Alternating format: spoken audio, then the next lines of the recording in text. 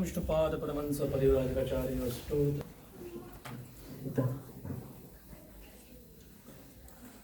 वन्देयं श्रीगुरो श्रीयुतपदकमलं श्रीगुरून् वैष्णवांश्च श्रीरूपं साग्रजातं सहगणा रघुनाथान्वितं तं सजीवं साद्वैतं सावधूतं परिजनासहितं कृष्णचैतन्यदेवं श्रीराधा कृष्णपादा सहगणा ललिता श्रीशाखान्वितांश्च ॐ अज्ञानतिमिरान्धस्य ज्ञानाञ्जनशलाकया चक्षुरुन्मिलितं येन तस्मै श्रीगुरवे नमः।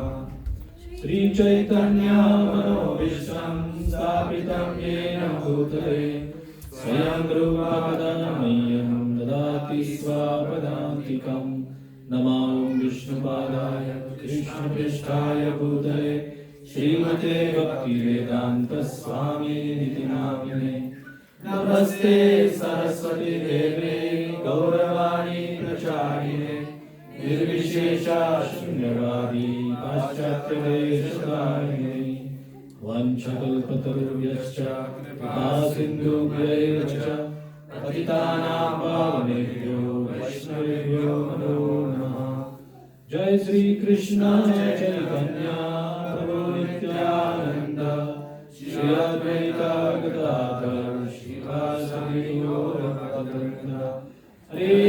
Krishna Hare Krishna, Krishna Krishna Hare Hare, Hare Rama Hare Rama, Rama Rama Hare Hare.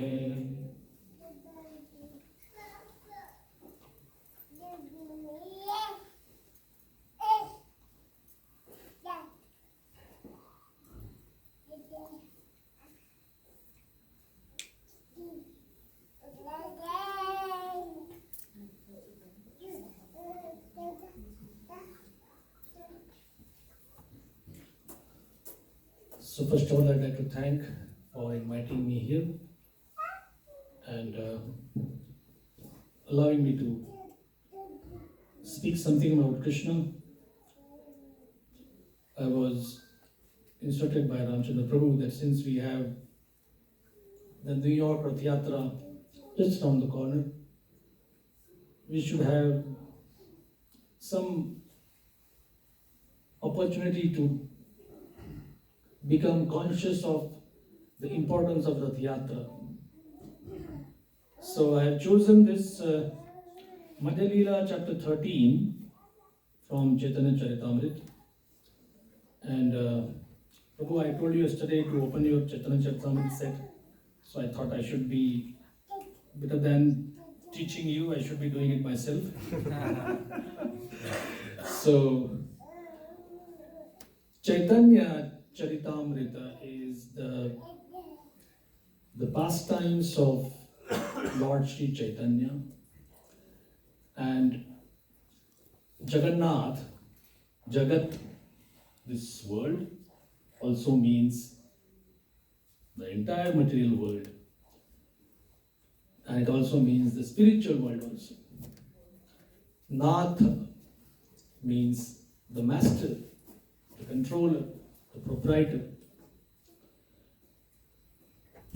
So, how many of you have actually been to Jagannath Puri in India? And how many do not know anything about Jagannath? Well, good, at least you know a little bit. So in India, in 4 directions, we have 4 very important holy places. And just to give a very, very fast but brief history of the last 5,000 years. That is, 5,000 years ago, the Gita was spoken. Pandavas were ruling under the guidance of, personally were guided by Krishna. And the battlefield of Kurukshetra was the place where the Bhagavad Gita was given. For whom? For you and me, those who would come in this age of Kali. And there were a few kings after the Pandavas finished their earthly pastimes. There were very few kings who would follow all the rules and regulations. And then there was a steady decline. And what we see today, that's not how kings and rulers would behave.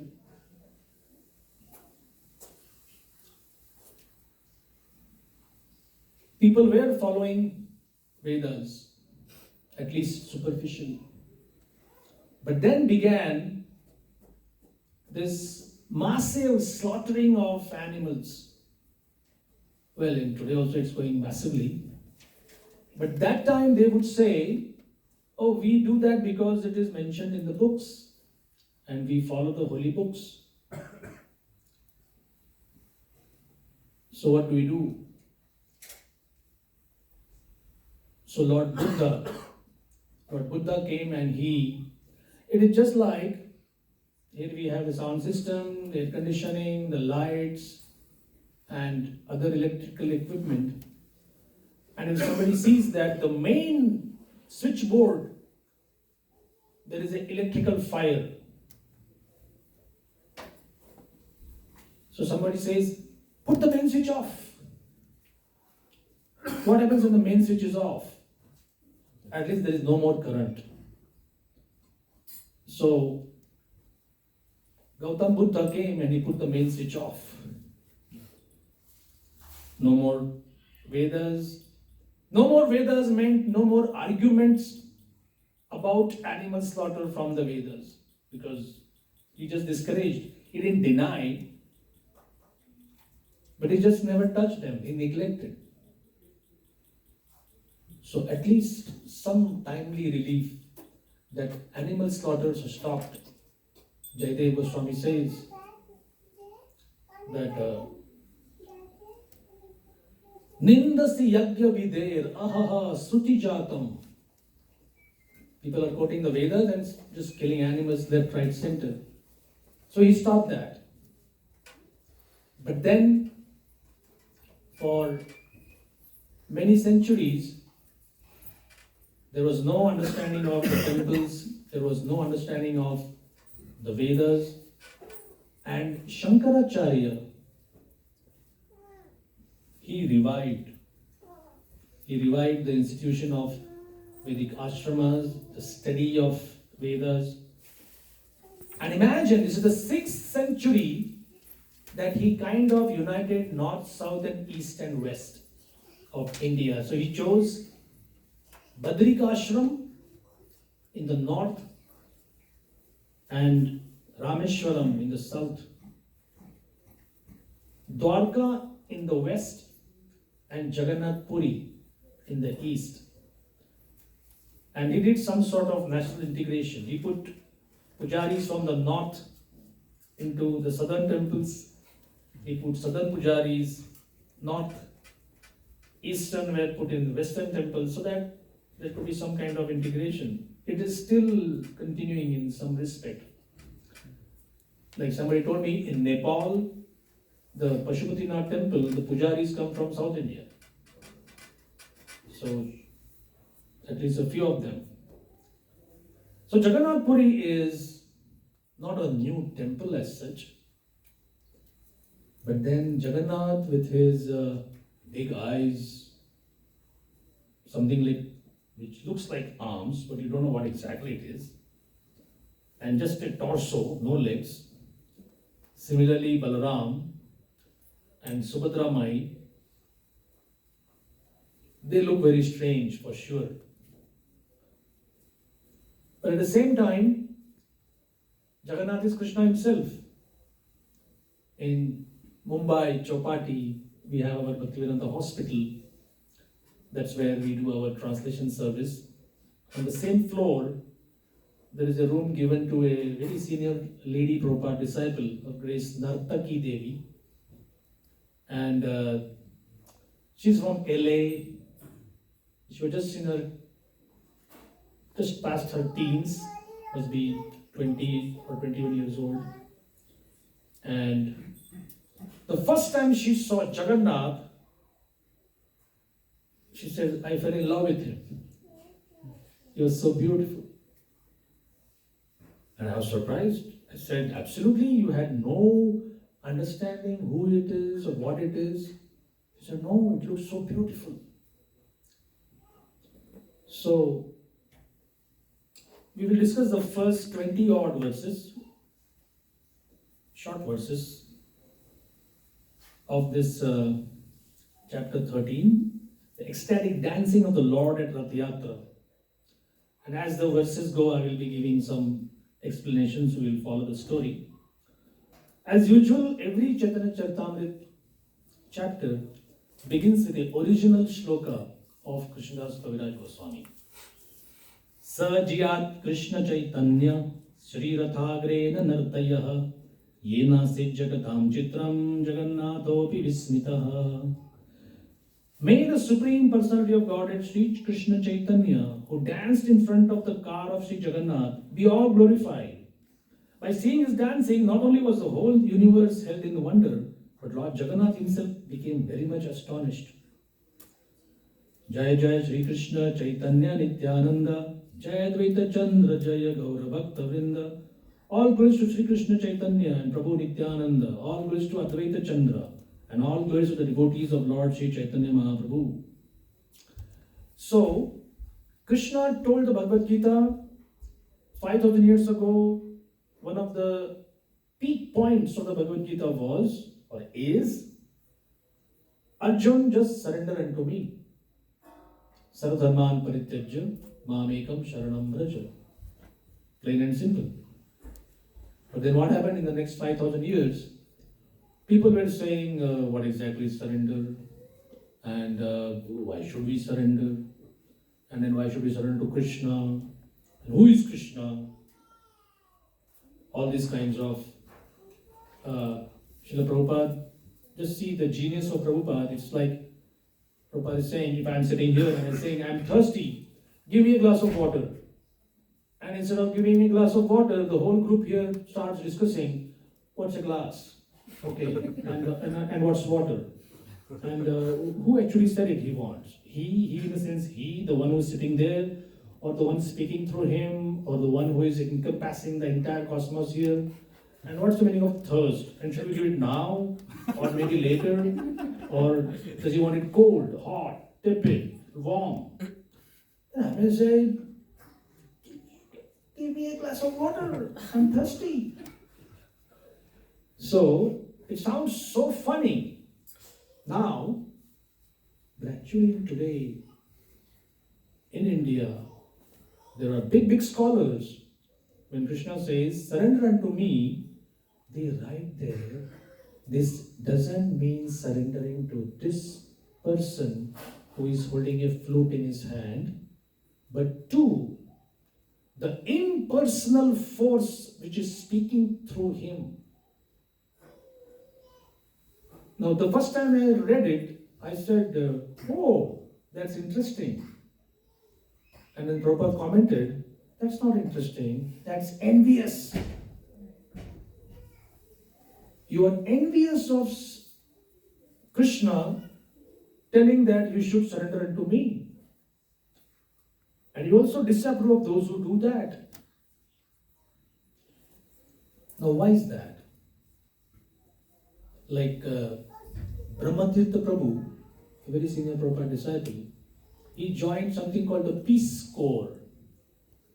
It was a peaceful army. It would just go and do voluntary service. And he was posted in Bengal. And he came to know that the hippies are, somehow they have come to Bengal, they are building a temple. Hippies means ISKCON had started building the Mayapur project. So when he had some leave, he came to meet Prabhupada.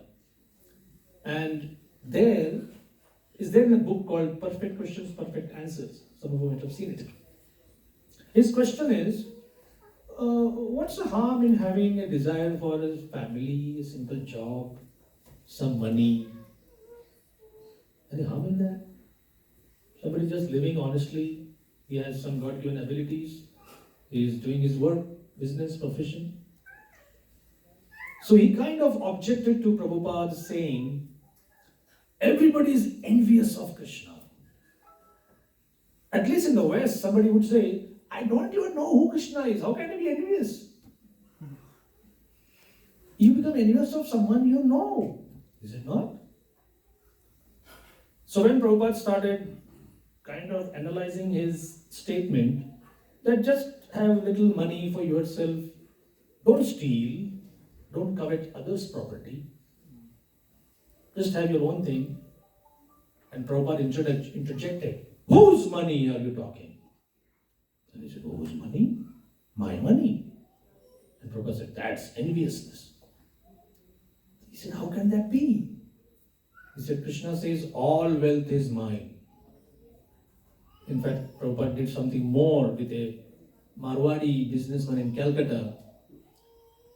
He asked Prabhupada, I have a small objection. The Gita and everything is nice. These all books are so nice. They are books of wisdom. But when I see or I hear, they describe Krishna is dancing with other people's wives. That's not true, right? It's like a false allegation, isn't it? And Prabhupada said, that's true. Did he do that? So why does he dance with other people's wives? And rather than answering the question, Prabhupada said, so what kind of business you have? He said, I'm a glass merchant. He says, do you make that glass? Or do you make the raw materials which are found in the earth? No. He said, Krishna claims everything is his property. He said, I accept that I didn't bring anything here. I'm just using whatever is here. So if everything is Krishna's property, your particular business belongs to Krishna? He said, yes. Krishna says all living beings are his part and parcels. Sarva yonishu kaunteya murtaya sambhavantiya tasam brahmam had yonir aham bija pradapita. Not just Hindus, not just Brahmanas, not just Brahmacharis, not just Indians. Not just dogs, cats, animals, everyone, every living being, Krishna says, is my property, my asset. So Prabhupada said, so that means even your wife is supposed to be a servant of Krishna, isn't it?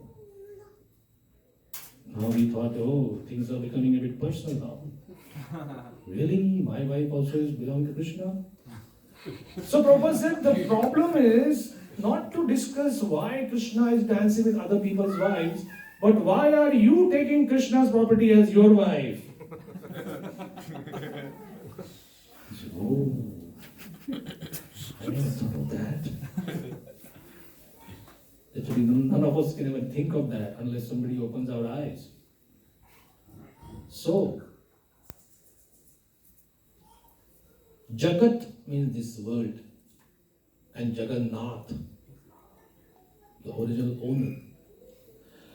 So Krishna, he himself came as, not as Krishna, but as his devotee. So we have Shri Radha Krishna, and then we have Gauranga and Nityananda Mahaprabhu. So Gauranga is Krishna coming as his own devotee. Why should he do that? Prabhupada said, just like a teacher takes the pupil's hand and says A, B, C. The teacher is not learning ABC, he is teaching ABC. So Krishna takes the form of a devotee and he chants, he dances, he shows Vaishnava behavior just to teach us. Krishnadas Kaviraj Goswami says, Apani Achari, by showing the proper behavior himself, Shikhayinu Sabare, he is teaching others. So Mahaprabhu, Chaitanya Mahaprabhu was born as Nimai, Vishwambhar, became a big Pandit. Till age 24, he had 2 marriages. The first wife left her body, Lakshmi Priya Devi. Then the second one is Vishnu Priya Devi. She remained as a widow. She was hardly 16 or 17 years old. And Chaitanya Mahaprabhu was 24 and he took sannyas. So first 24 years were in Gaudadesh, Bengal, and the next 24 years, 18 of them were in Jagannath Puri. And that shows the importance of Jagannath Dev. Why would he remain for 18 years? He traveled for 6 years. His travels to South India is very famous. Then he went to Vrindavan. And for 18 years he stayed in Jagannath Puri. Every day he would come to Jagannath Dev for darshan. In fact, the first day that Mahaprabhu came to see Jagannath, he entered the temple and he fainted there just by seeing Jagannath's form. So Prabhupada in his classes, he tells that this is the meaning of seeing the deity. For those who have been to Mayapur, our headquarters, we have these famous Pujari brothers, the twins, Jananivas Prabhu and Pankajangri Prabhu. Some of you must be knowing them. So Jananivas Prabhu gave a class for the ashram in Chopati, and someone asked him, when the curtains open, like when you go to Brooklyn Temple or when you go to other temples where there is a big Singhasan and 6 artis and offerings are going on every day. So he said, what do you do when the temples open? When the curtains open, how do you pray or what do you do? His answer was, ideally you should faint. I said, what? He said, why not? If you really take darshan, really take the real darshan, the beauty of Krishna, the sweetness, that would make you faint. It has that capacity. And Mahaprabhu showed it. So here is Chaitanya Mahaprabhu, a sannyasi, lying practically lifeless on the ground. And the guards, they thought some kind of weirdo has come in. You know, like we always fear somebody might just come in the temple and smash something, steal something, whatever. So they were about to catch him and throw him out. When at that time, the Raj Purohit or the Raj Pandit, Sarvabhauma, he was Bhattacharya, big scholar. And he forbade the guards, says, wait, this person looks like a sannyasi, but somehow something has happened and he is lying practically lifeless. So he took a small piece of cotton, held it near his nostrils. There was some vibration. So he said, oh, he's alive. And he told his assistants, take him to my house, which is just nearby. So they took him to his house, and he opened his eyes, and the devotee started chanting.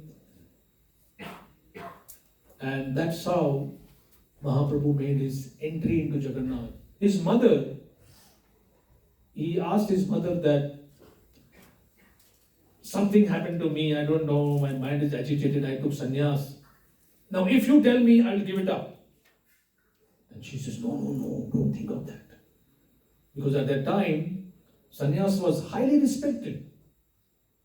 Now why would Krishna himself, who is an enjoyer, take sannyas and show he's a big renouncer?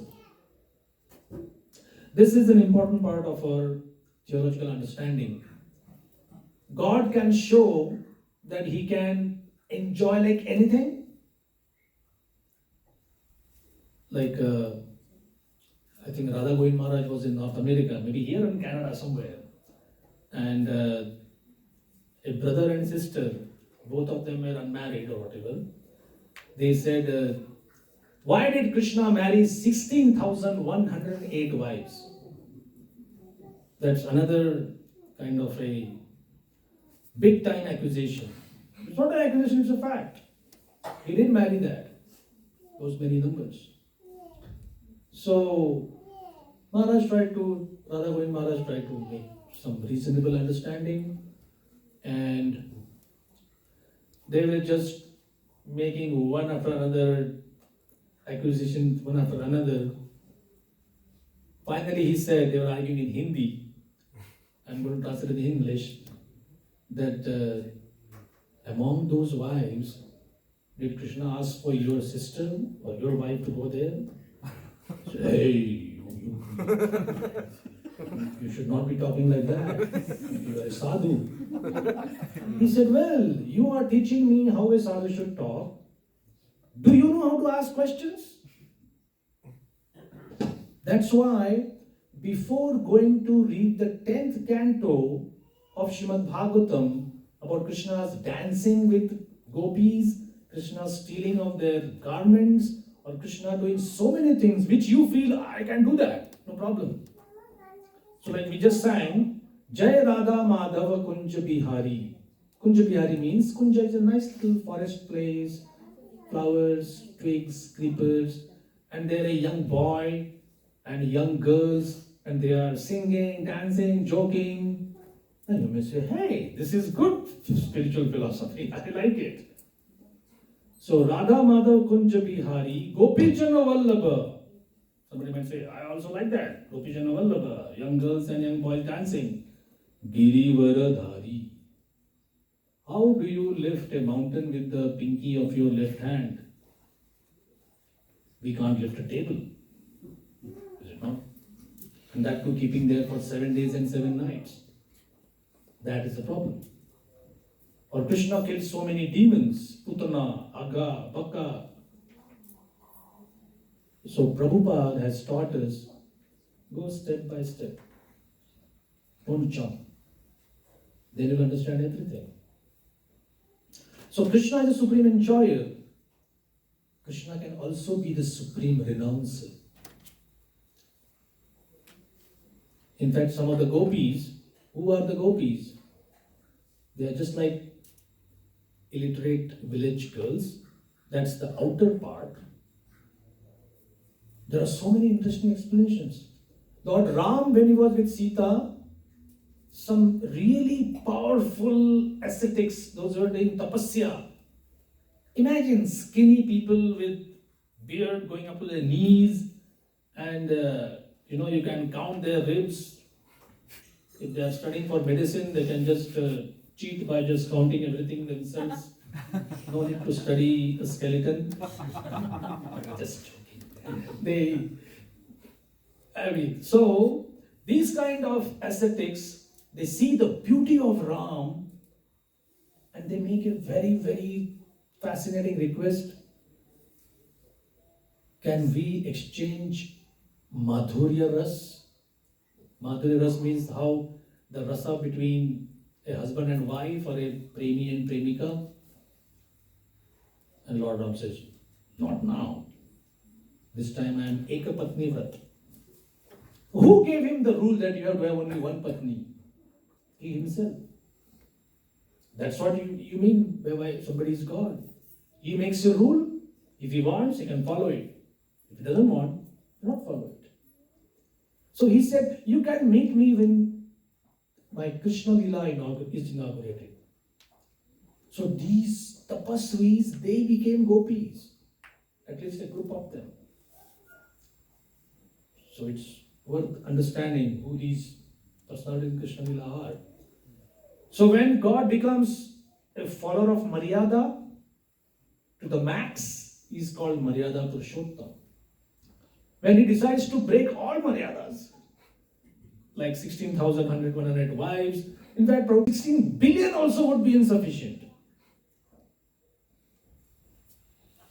That's what, and still that would not be the complete exhibition of Krishna's potency.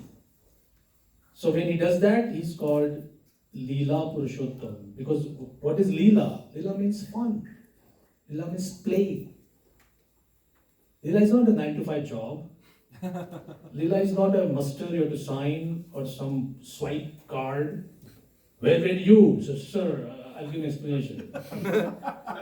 Krishna doesn't need to give anybody an explanation why he did something or why he didn't do something. That's what Leela is. And Chaitanya Mahaprabhu, the same personality, for a different person, is Audarya Purushottam. Audarya means being udar, magnanimous. What's the magnanimity? That whoever you are, housewife, kid, teenager, doctor, engineer, tinker, tailor, soldier, sailor, whoever you are, you can chant Hare Krishna. Hare Krishna, Hare Krishna, Krishna Krishna, Hare Hare, Hare Rama, Rama Rama, Hare Hare, and get the same benefit of progressing on the spiritual path by just chanting. Because in this Kali Yuga, it's so difficult to follow philosophy or to study Sanskrit or to do so much of tapasya. It's not only not recommended, it's actually disadvantageous. So, Krishnadas Kaviraj Goswami now begins the description. All glories to the listeners of Sri Chaitanya Charitamrita, all of us. I always am fascinated. This particular author, some chapters he says, I offer pranams to my future readers. He wasn't even born. He wrote this book 600 years ago. And he's offering us pranams. He's offering us greetings. So, please hear the description of the dancing of Lord Chaitanya Mahaprabhu at the Ratha Yatra festival. His dancing is very enchanting. Please hear of it with great attention. The next day, Sri Chaitanya Mahaprabhu and his personal associates got up in the dark and attentively took their early morning baths. Jagannath Puri is one place where if you go to the ocean, you will never forget it in your life. Anyone knows why? It's a holy place because Haridas Thakur Samadhi is there, and this ocean roars 24/7. You walk about 15 feet inside, 15, or hardly 15, or 10 feet, it won't allow you to even stand still. The waves hit you with such force. At least I haven't seen anything of this. I went to Dwarka, I went to Rameshwaram, in Bay of Bengal, nowhere this kind of force. So the devotees went there and took their baths. Then Mahaprabhu and his associates went to see the ceremony of Pandu Vijay. During this ceremony, Lord Jagannath leaves his throne and gets up onto the car. So what happens is, Jagannath temple has a lot of steps, all stone. It's a something like 1,000-year-old temple, 800 to 1,000-year-old temple. And strong people, you can see them. If you see the previous recordings of how the Jagannath deity is brought down, strong people are needed. So it's called Pandu Vijay, now it's called Pahandi. That's the name which has come after 6 centuries. Sri Chaitanya Mahaprabhu and his prominent devotees, Advaita Acharya, Nityananda Prabhu and others were very happy to observe how Lord Jagannath began the Rath Yatra. The very strongly built carriers of Jagannath were as powerful as elephants. They manually carried Lord Jagannath from the throne to the car. Car here means the Rath. And when you all come to New York, you will see same pattern, the Rath is being built. Of course, our Jagannath may not be as big as Jagannath in Puri. While carrying the deity of Lord Jagannath, some of the Daitas, that is the carriers, took hold of the shoulders of the Lord, some caught his lotus feet, and he was bound by the waist, at the waist by a strong thick rope made of silk. From two sides, the carriers caught hold of this rope and raised the deity. Even now, the first time I saw, not at the Pandu Vijay, but when the Lord is brought to the Gundicha temple, Jagannath looks like a slightly inebriated person, a little more of some beverage, and he is like this. But he is very happy. When he leaves the Jagannath temple and goes to Gundicha, the mood is that Lord is carried from Dwarka to Vrindavan. And Krishna, Vrindavanam parityagam padam ekam na gacchati. Krishna never takes one step outside of Vrindavan. So Krishna is very happy going back to Vrindavan. When the carriers carried the heavy Jagannath deity from one pad to the next, some of the pads broke and the cotton contents floated into the air. When they broke, they made a very heavy cracking sound. This doesn't happen nowadays. They don't put him in those cotton pads, but this was the practice at that time. Lord Jagannath is the maintainer of the whole universe. Who can carry him from one place to another? The Lord moves by his personal will just to perform his pastimes. In fact, some people ask those carriers, what exactly happens when you carry? He says, we don't do anything. We somehow had to control him. He's moving. That's what they say. So while the Lord was transported, all tumultuous sounds were made of various musical instruments. Mahaprabhu was chanting Manima, Manima. So Mahaprabhu's mood was, although he's Krishna, he's saying Jagannath, and his mood was, such a great personality is coming, and he's offering him respects. So then a very wonderful ceremony is seen there. At that time, King Pratap Rudra personally engaged in the Lord's service by cleansing the road with a broom that had a golden handle. I don't think it happens anywhere. The king of that city, Puri is a township, the king comes, and for this particular day, he acts like a common road sweeper, a street sweeper. In fact, of course, in those times, the broom also was a golden broom, the golden handle.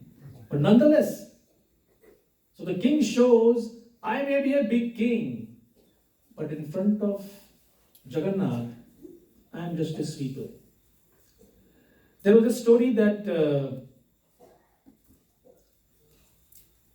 the king had marched on to another kingdom, defeated that uh, king, took away his daughter as a war prize, and the princess said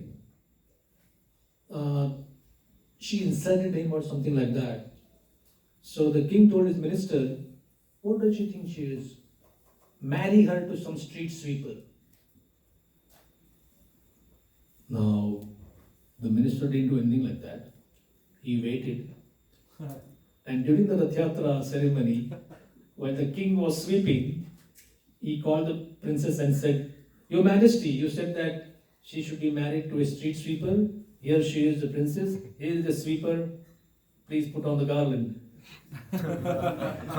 So the king was surprised, but he agreed.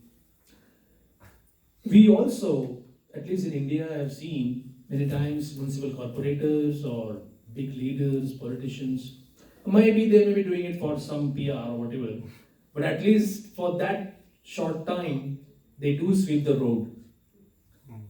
Just to show that this is Jagannath and we can do this menial service. The king sprinkled the road with sandalwood scented water. Although he was the owner of the royal throne, he engaged in menial service for the sake of Jagannath. So, upon seeing the king engage in such menial service, Mahaprabhu became very happy. Simply by rendering this service, the king received the mercy of the Lord. And here Prabhupada gives a very, very enlightening explanation. He says that unless one receives the mercy of the Lord, he cannot understand who Krishna is or what devotional service is. We will explain this in a bit detail. Why do people don't understand who Krishna is? Is it lack of scholarship? Of lack of introduction? India, it seems everybody understands who Krishna is. Some of our ISKCON devotees went to Hong Kong and they saw in a big skyscraper building, there were offices which said, Radha Krishna Exports, Gopal Krishna Services. They said, hey, they are Vaishnavas. They went inside and talked to the owners that, Hare Krishna, nice to meet you. And they're like, what? They said, your business name is Gopal Krishna Export. They said, that's just a name our grandfather gave. So they say, you don't chant Hare Krishna every day? No. Satsarup Maharaj, he was heading the library party, doing a lot of book distribution. And he came to know that in one university there is a scholar who studied Rupa Goswami and Jiva Goswami for the last 20 years. Now, this was the early 70s. That means this person was introduced in 1950. He said, so nice. So they took an appointment. They went to his place and the person came. Hare Krishna, we are from ISKCON and we have these books and would like to see them. So he was, come in, have some discussion. While they were discussing, they said, so you have been to Vrindavan? He said, yes, once. And do you chant Hare Krishna? I said, no. What do you know of Jiva Goswami, Rupa Goswami? So after 20 minutes they understood, he has studied their life. There was no one to teach him how to become a disciple. It was just dry scholarship. So, people don't have any devotional attitude or they don't have any piety, so no Krishna. And because there is no Krishna in their life, there is no piety. In India we say that, why don't you have a job? He says, no experience. Why no experience? No job. apply, no reply. One boy joked. And now in the time stage of apply, no reply. So what do you do if you don't have a job, you don't get experience, and if you don't have experience because you don't have a job? There has to be some intervention. Make sense? Somebody has to intervene. Who? What is that intervention? And here Prabhupada said, all over the world, my disciples should do at least 3 things. and that constitutes preaching. Number one, if you distribute this philosophy, Prabhupada said, let them touch a book.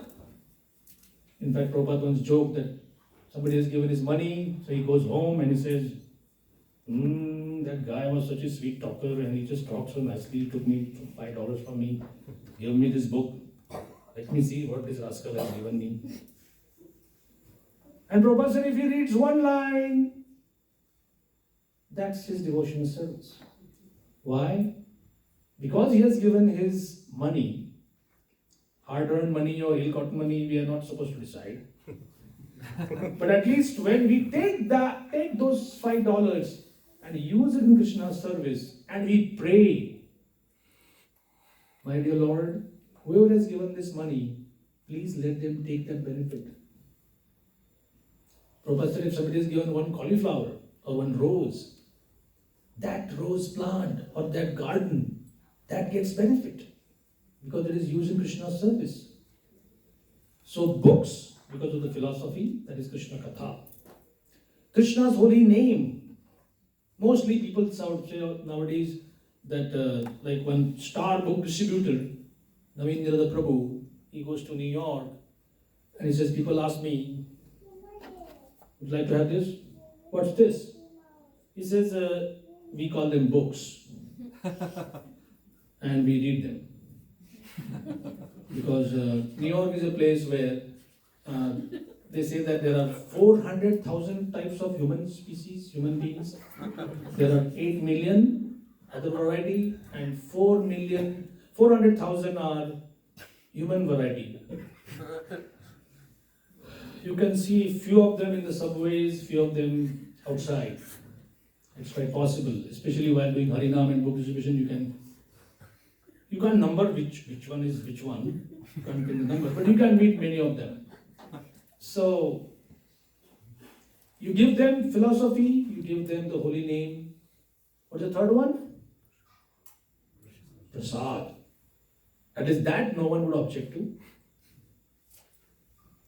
You don't say, would you like to change your life? Would you like to destroy your material life completely? We don't say that. We say, how about a sweet? How about some barfi? Prabhupada gave one person who talked with him for some time. He gave me gulab jamun, and then the juice started flowing like this. He was having a very nice suit. The juice went slowly inside. And Prabhupada said, take it, honor it. So he took one and said, take one more. And he said, these are really good sweets. I really like them. And he said, actually, Swamiji, I will have them with my rum every day. So now you know what kind of people came to Prabhupada. But he still had that faith that once prasadam goes inside your system, once you have tasted the philosophy, it will act, no doubt. Finally, our last verse. Everyone was astonished to see the decoration from the Ratha car. The car appeared to be newly made of gold.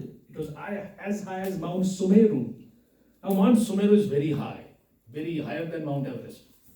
But here is a poetic comparison, and this is a very interesting purport.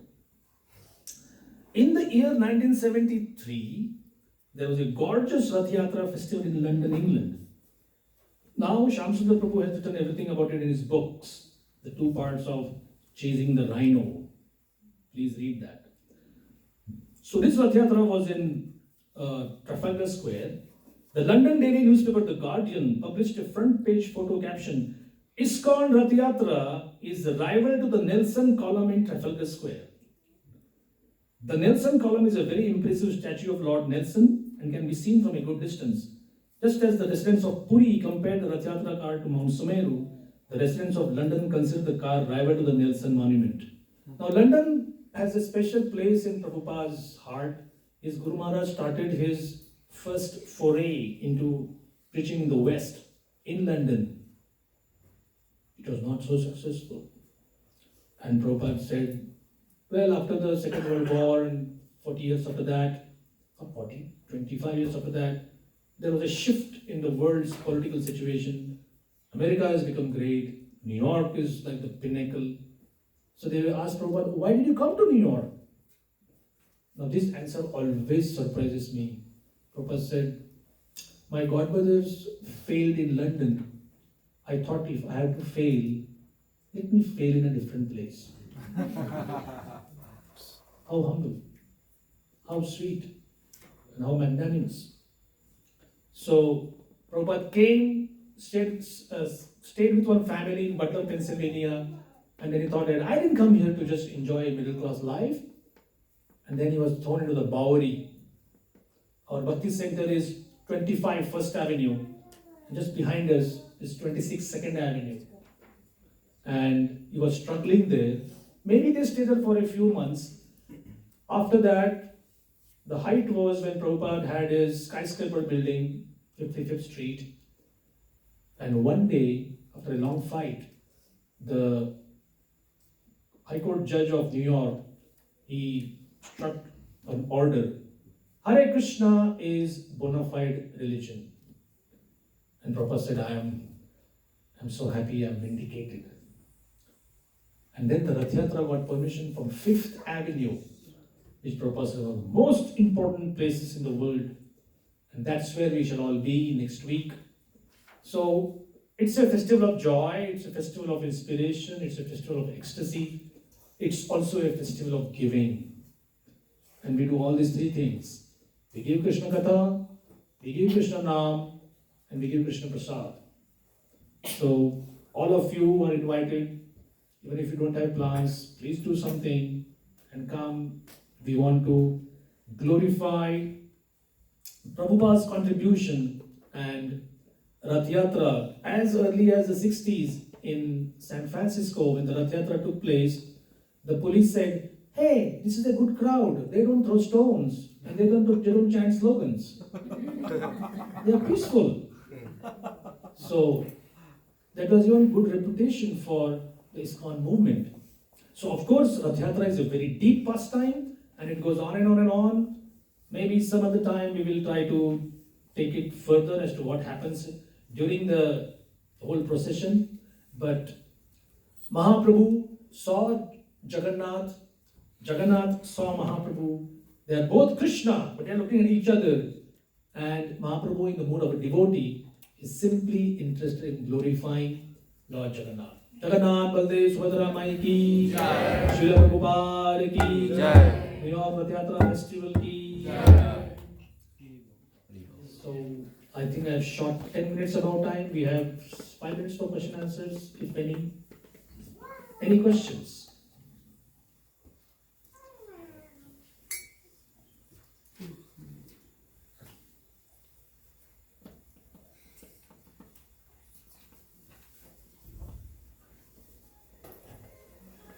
Yes, sir. Prabhuji, can you elaborate on the pastime of Krishna coming to Vrindavan and Jagannath is coming to Gurgaon? Can you make a few minutes? Okay. Our Acharyas describe that Krishna in Vrindavan is Sham Sundar. Sham, dark, dark like a monsoon cloud. And Sundar is very beautiful. So this Sham Sundar Krishna, he doesn't carry weapons. He still killed a lot of inimical people. Putana, how did he kill Putana with? His lips. Aghasur, by just going inside and expanding himself. Keshi, the horse demon, with his hand. Bakasur, the duck demon, by just bifurcating his beak. So there was no weapon. Krishna, Shamsundar doesn't carry any weapon. That same Krishna, when he kind of leaves Vrindavan and enters Mathura or goes out, that time he is Vasudev Krishna. And that Vasudev Krishna also takes the role of Dwarkadish, the ruler of Dwarka. And there he has the Sharanga bow, the Kaumodaki club, he has bow and arrow, he has Sudarshan Chakra, he has all these weapons. So Krishna left Vrindavan and he told the gopis, just a few days, just for a few days I am out. I'll go and kill Kamsa, it's becoming too much, and I'll come back. And he then went to Sandipuni Muni's ashram. From there he came to Dwarka, and there he started ruling Dwarka. And they were saying, when will he come back? Now, somebody from the villages, or a real life example, somebody from a simple place in India, and he's now a big shot in New York, will he in his sleep, will he mutter, oh my village, oh that river, oh that forest?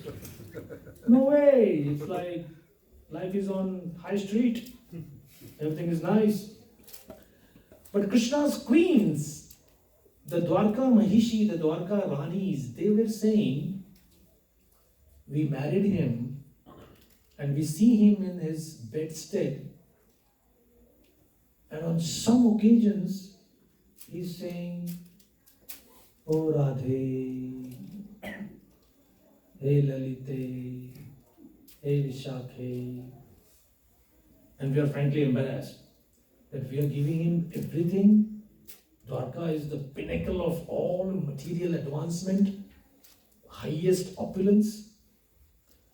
So Jashoda Mai stayed back in Vrindavan, but Rohini, she came to Dwarka. She has seen Krishna's pastimes. So the queens asked Rohini, could you tell some of the stories, some of the pastimes of what Krishna did? Now this was a very private kind of occasion. And Krishna and Balaram and Subhadra of course were not invited. So in that small lounge, this glorification of Krishna Leela slowly started. And somehow it happened that Krishna heard something is going on. So Krishna is hearing it from outside the lounge. Balaram also is hearing. Subhadra Devi also is hearing. As they hear these pastimes recited there, something strange happens to their bodies. This is some of the the highest of all devotional transformations. Like we may say, I love somebody, or I do this or I do that, but that doesn't mean our body gets transformed. We get mad for some time, but then after that it's all right, someone else. But not here. Here the body gets transformed, and when they see each other, they say, what happened? So actually there is one story, there are 2-3 versions, but this story version says that this is that Jagannath, Baldev and Subhadra forms. That Krishna, Balaram and Subhadra, they are divinely transformed by hearing Braja pastimes, the ecstasy of the gopis, the sweetness of Vrindavan. So Jagannath, in Jagannath temple, his wife is Lakshmi Devi. As Dwarka. Of course, Lakshmi means any of the Lord's consorts is Lakshmi, the opulent one. But in Ratha Yatra, he has a chance of going from Dwarka to Vrindavan. So that expectation, that sweetness, that is the reason why he is very ecstatic. After seven days of staying in that other temple called Gundicha, in Puri there is a Ulta Rath, a reverse pulling of the Rath. So nowadays if you go there, all the villagers from nearby villages, they all come, they pull the Rath and they go back. And sometimes, at least now for the last 4 or 5 years, it has happened that the Rath just stops midway. And these people have to go back, so they go. And the next day it is all ISKCON devotees. Because we don't have anywhere to go, we are here for 4 or 5 days. So on the first day, if you can touch the rope, you can count your stars. It's so difficult. I don't have the courage to go and do that. It's like a stampede. On the next day, they invite you, please. And it's practically all devotees from ISKCON. So, on the Ulta Rath day, Mahaprabhu never pulled it. Because Mahaprabhu also is in a very morose mood that Krishna is leaving Vrindavan and going to Dwarka. So he would just crying and crying. Mahaprabhu would just follow the Rath from behind. He would never pull it, or he would never dance in ecstasy. Was that your question? Yes. Yeah. So should we stop here? 7:30? Shyamananda Prabhu ji ki. Yeah.